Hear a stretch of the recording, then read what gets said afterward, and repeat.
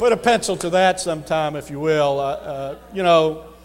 The truth is, this is so outrageous, occasionally I have to laugh about it, but you do say, why in the world is this happening? It's not just, it's not fair. There's certainly no rational explanation. There's no religious explanation. In the Bible, St. Luke said, if you have 2 coats and your brother hath none, give him one. And it's kind of the way we operate in the union movement. We understand we need to take care of each other and we need to rise together. But corporate America lives by a different credo. Theirs goes like this: if you have 2 coats and your brother hath none, take his shorts. Sisters and brothers, this is the problem we have. In the 1950s, more than a third of all workers were in unions, and almost half of private sector workers were in unions. And unions set wage standards and benefit standards for the entire community, because even non-union employers, in order to keep the union out or to attract workers, had to match the standards that were set by collective bargaining. But as we've declined, as David said earlier, now too often wages and benefits are set by non-union employers and not by collective bargaining. And that's the problem we have, and that's the problem that we've got to solve. Just 7% of private sector workers today are in a union. This traces the history. It shows that private sector union density is as low today as it was in 1901. All of the progress of building unions and creating the middle class is now being withered away. That's the crisis and the problem we have. That's the one that we have to solve. And here's the trend line, which shows that by 2016, when President Obama leaves office, if we don't turn this around, we'll be less than 5% density in the private sector. That's just a disaster for us. A growing attack on public employees we see going on in this state and all across the country as people challenge those jobs and the benefits they have.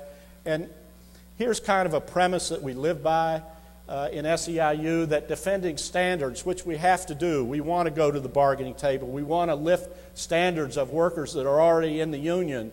But if we do that to the exclusion of organizing, our power diminishes year after year. And what we've seen happen to auto workers in the auto industry, the very union that created the middle class in this country, is now scrambling for its own survival. So we believe that the only solution is to really rebuild workers' momentum for an economy that works for all. That's why your slogan is so exciting. Take back our economy is exactly what we need to do. Why should our economy that we all work in every day be designed just to benefit a few very wealthy people at the top, and the rest of us are wage slaves to it? We need an economy that works for working people in this country again. We faced a similar large challenge inside SEIU in 1996 when Andy Stern was elected president. We created both the Bold Action and New Strength Unity plans. We really turned the union upside down and reorganized it, and that's what we face doing again. We organized as a result of that over 1 million workers who now have higher pay, who now have health care, who now have a voice on the job. All of that was wonderful work. It was the right thing to do. We need to do more of it. But while we were doing that, there were big gains for workers coming into SEIU, but more decline for private sector workers, and as a result of that, more pressure. So how do we meet today's harder challenges? Here's the challenge we have. Declining to 7% in the private sector means they force down standards there, increased attacks on public workers, and it's harder for either public or private workers to make progress.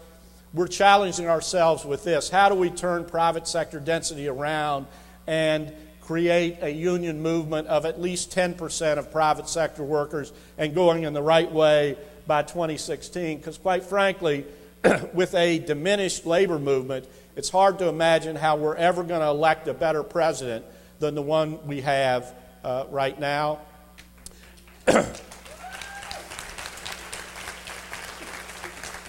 And this is what we're trying to do. We need more organizing activity, and for that we need you and far more members than we've ever had be involved in talking to non-union workers. We need to create success out of that activity to create the confidence in the labor movement and the confidence amongst non-union workers that if they get together and organize, they can have success. So how can we help build a broader momentum to respond to corporate power?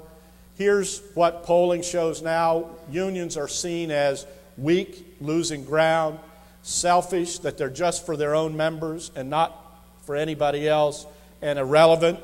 And we need to create a labor movement where unions are seen as fighting for all working people, leading to secure health care and retirement, standing up for good jobs, sustainable public services, comprehensive immigration reform. And that is really what we need. We need a much broader movement if we're going to inspire millions of workers, talk to even more than that. And we have assets. We have with a group of unions, the Teamsters, the UFCW, the farm workers, CWA, and the UAW, all willing to join in an effort to turn this around.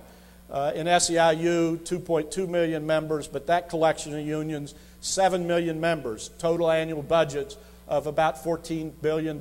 We have it with our members and our resources. We have the ability to turn this around if we want to. And imagine if we launched organizing campaigns in all of these industries and think for a minute about what we could create in Washington State with a group of unions organizing far more workers.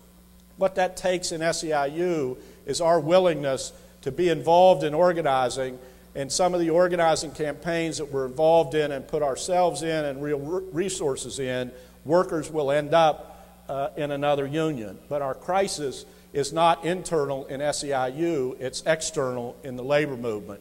So we have a plan now within SEIU to come up with one united organizing plan, and then to integrate that with the organizing plans of other unions to create more activity, more momentum in places across this country.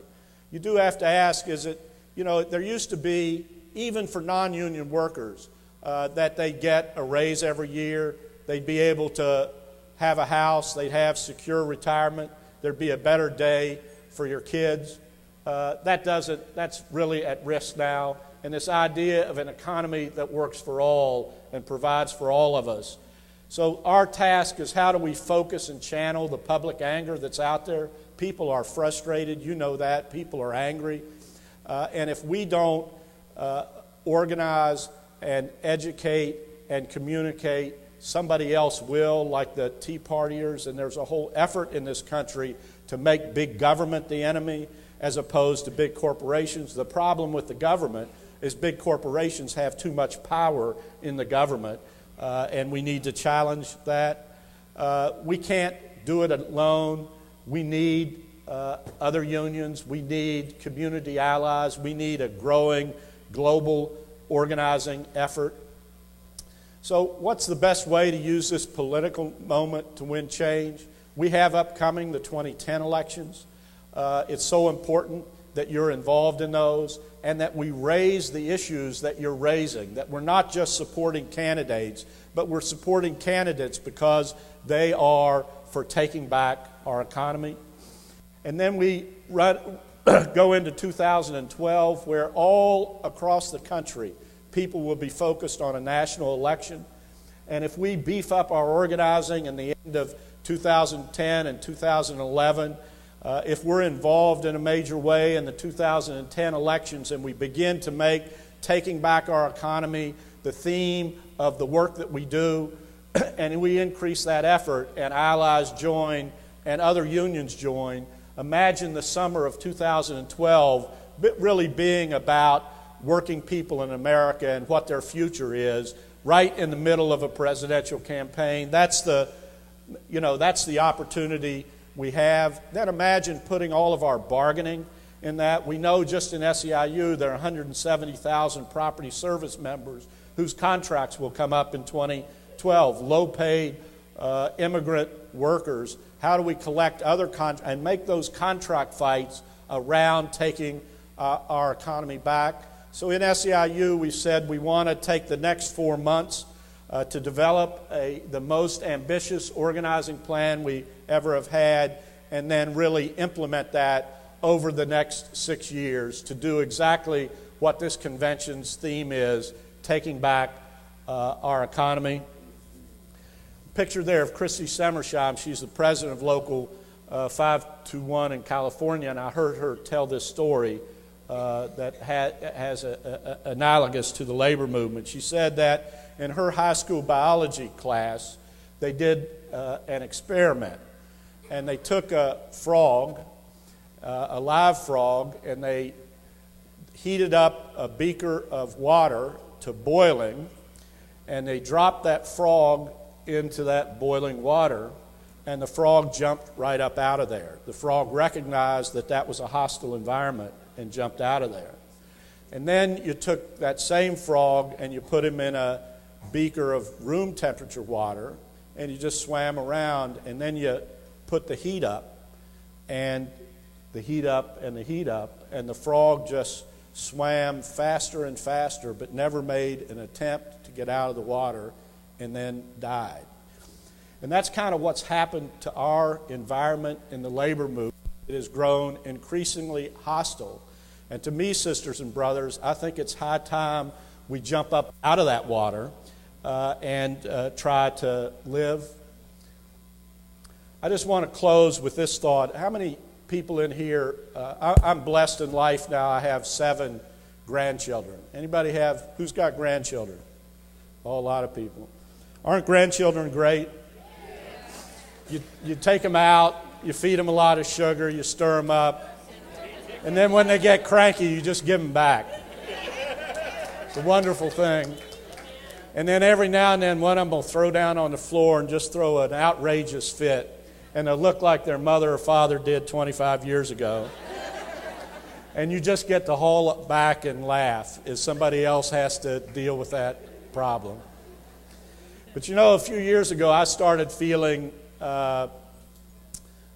shame in front of my grandchildren, and it has not abated over the years. It's grown even worse. And you really shouldn't have to feel shameful with your grandchildren. And here's why I do. Over 200 years history in this country, and every succeeding generation has had a better life.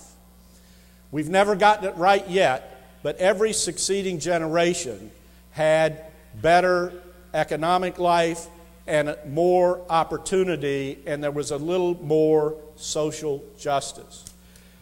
You see, sisters and brothers, if we don't turn this around, we'll be the first generation that turns over to their children and grandchildren a society filled with more injustice and more lack of opportunity. And I think we can't do that. And we're all busy and working hard and doing the best we can to raise our families. But somehow we have to reach down and grab every last bit of strength we have in us and rise up and join with each other and organize and build a movement in this country that takes back our economy, takes back our country. This great country of ours doesn't belong to these rich sons of bitches that have temporarily stolen it from us. It belongs to our children, to our grandchildren. We can create that world together. Thank you for everything you do. Thank you for everything that you will do. We together can take this country and our economy back. Thank you, thank you, thank you.